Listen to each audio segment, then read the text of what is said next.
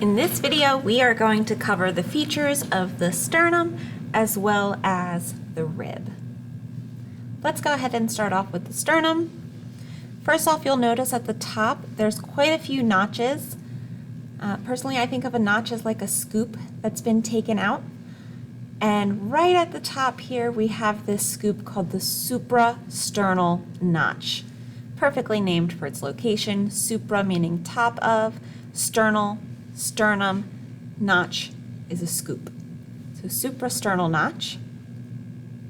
To either side of that, you have these clavicular notches. This is where you're going to have clavicle articulation, so with our collarbone here. So our clavicular notch is where the clavicles are going to go. And then all along the sternum, you have these attachments of costal cartilage. It's technically hyaline cartilage that attach the ribs. We use the term costal for ribs.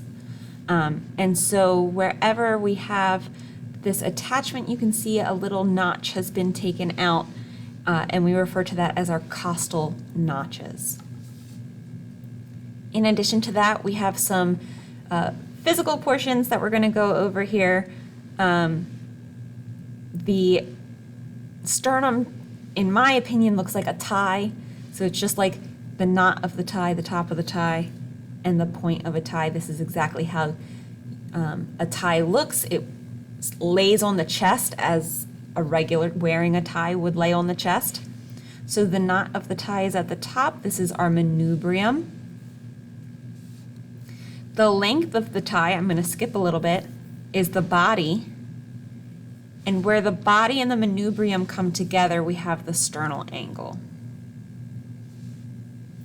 Finally, the point of the tie at the bottom, below the body, we have the xiphoid process.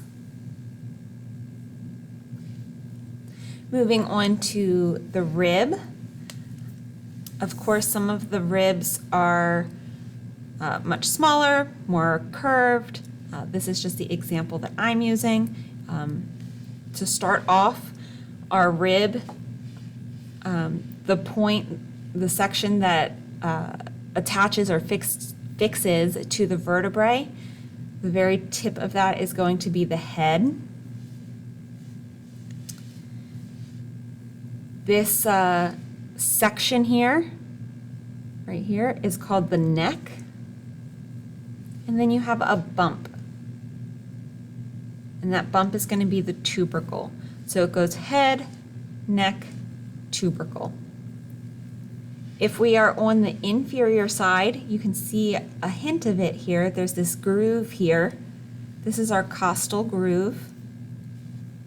And then finally, the angle of the rib is going to refer to its sharpest angle, and that tends to be on the posterior where it's going to connect to the vertebrae. So although this is curved, this is not the angle.